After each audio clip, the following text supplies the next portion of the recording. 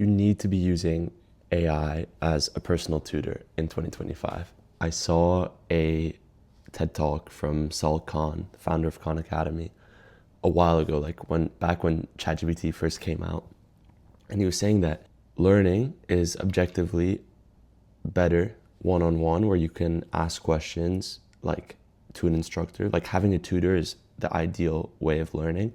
Schools are just a function of inefficiency. Like there's no way that you can teach every person one-on-one. And so schools are a way of teaching more people with less time, right? The most valuable use of AI is not to write your emails. It's not to do your work for you.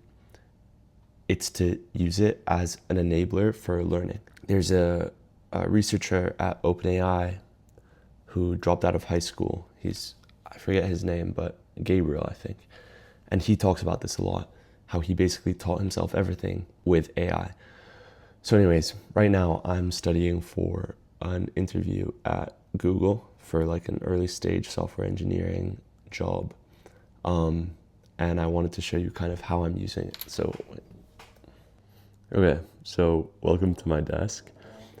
Basically, I just want to show, so I have LeetCode down here, and then I have Gemini up here, and I'll share the prompt, the exact prompt I gave it. But essentially, the key is that it'll start, let's say for this problem, contains duplicate, right? Which is like a classic LeetCode problem. It'll share the problem with me, which like I don't really need because I have it down here. But it starts and it asks you like, imagine like, how do you do it? Describe the algorithm in plain English. Tell me the time complexity. So then you can literally just like type out your thinking the way you would like talk about it in an interview, and it'll respond to you and it says like, you're absolutely spot on with both approaches. Like here's the space and time complexity, like considerations, whatever.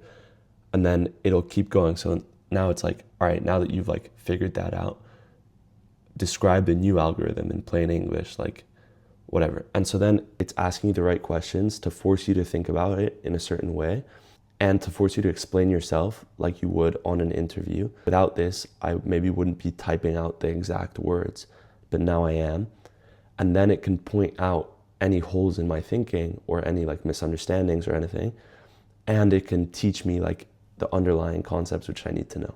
The key insight, like the reason I'm making this video, is that how you prompt it really matters, right? So you don't just want to like use it to like essentially give you the answers or like even just to like look at your code and tell you what you did wrong.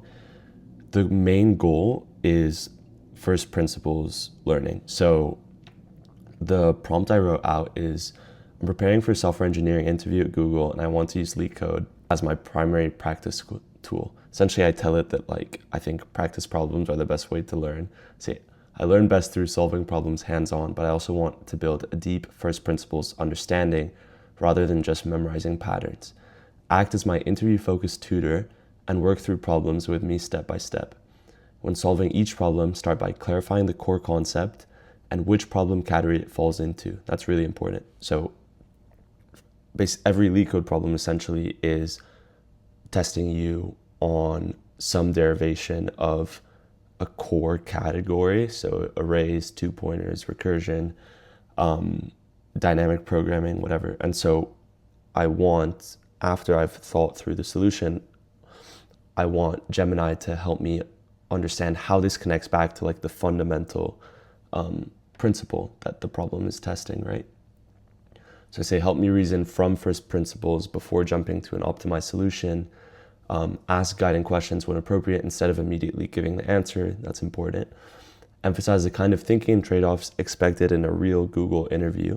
So I put that in like kind of specifically because a cool thing about this also is that it has access to so much knowledge. So it can also find like specifically for Google, like what kind of things do they want? Like how do they want you to talk through these problems and explain your thinking and such in a way that's maybe specific to Google interviews.